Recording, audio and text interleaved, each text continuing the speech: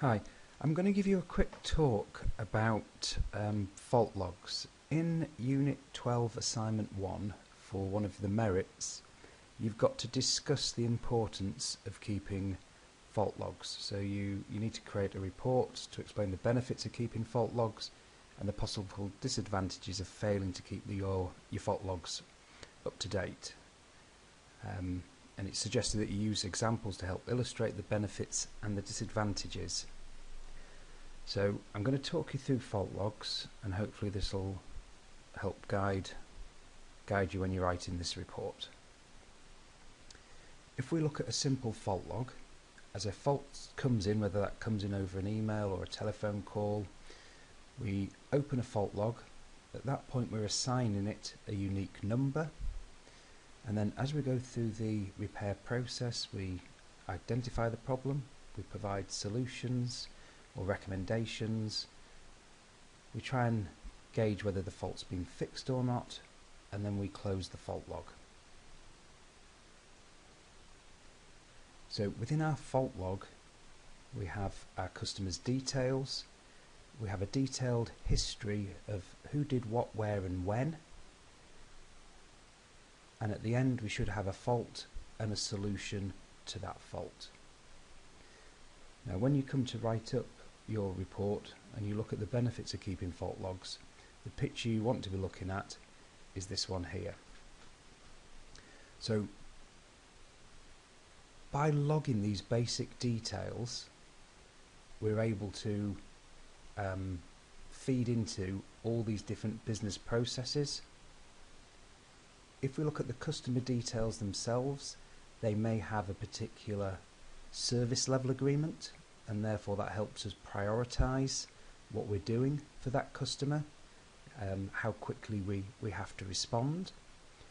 If they have a service level agreement, that service level agreement will detail the response time that they're expecting to have their faults dealt with. By logging everything in our fault log, we're able to evidence that we've met that service level agreement. As we start looking through things like the history of who did what and when, and all this obviously is time and date stamped, that allows us to introduce what we call escalation procedures. So if something's been sat in the repair queue for some time, that can be bounced up to someone who's more knowledgeable within the process, or a specialist, or we might put more resources onto dealing with that problem, that in terms of more man hours associated with trying to fix or repair the issue that's been raised. And again, we're doing that really to ensure that we hit service level agreements so that our customers are happy. If we then look at customer details again, and you'll see it feeds to the right, we've got here computer misuse, health and safety, data protection, and as we go through our customer details, we'll know things like what's on their site. So if we have to do a site visit, we'll be able to adhere to any health and safety requirements that they have on their site, such as working in a warehouse. We might need high-vis jackets, we might need safety equipment such as hard hats, steel-toe shoes. Depending on who the customer is and what the repair is, we'll have to do things like adhere to the Data Protection Act. We need to be aware of computer misuse. If we are repairing and replacing boards, graphics cards, etc. within the computer, then we've got the WE Act that we need to adhere to, which deals with the disposal of electronic equipment. As we start looking and piecing these puzzles together, if we look at things like customer details and the faults that keep arising, that may point us to things like customer issues or staff training. So we may have a particular customer where they're getting a series of faults that's associated to perhaps whether their equipment is on site or how their equipment is used on site by their staff. Do staff understand how to use equipment?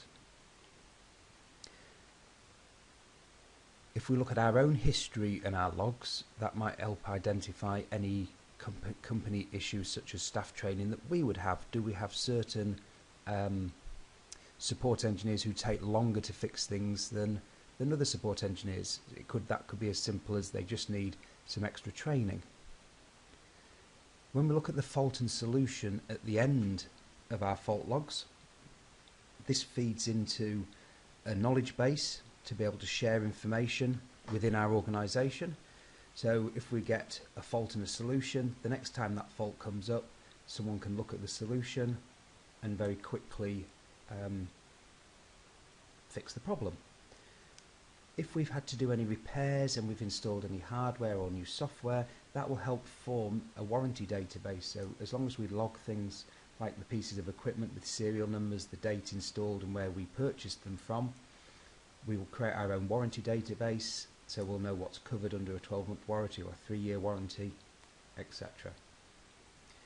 Also, if we look at the faults give us the ability to do trend analysis, so we can see if there are any emerging issues or trends. Now these may be a particular manufacturer is failing more often than others. It may be a piece of software is failing more often than others and therefore needs updates doing. It may be that we're getting repeated faults from different individuals, so that we have training issues that have been identified. So you can see that just by logging actually the work we're doing, it feeds into a whole host of extra areas of information that we can utilise to help manage this whole support and repair process. From a management point of view, if we know who's doing what and where and what jobs are in, we're able to plan our resources, such as our staffing issues. We are able to plan which jobs need to be done and where they need to be done. We can then start putting in place things like maintenance. If we get a vision of what our staff are currently doing and their commitment in terms of the repair process, we can see whether we have any spare time within our staff resource to start doing things like preventative maintenance and so on. So without this centralised log of faults coming in and who's doing what, we can't possibly, one, manage our customers properly, or manage our own internal staffing issues. So hopefully you can see that these are actually quite key to being able to run both the customer repair side and also our own organisations. Without these, you cannot possibly provide good customer support. Hopefully that's helped you in some way. If you have any problems, obviously give me a shout.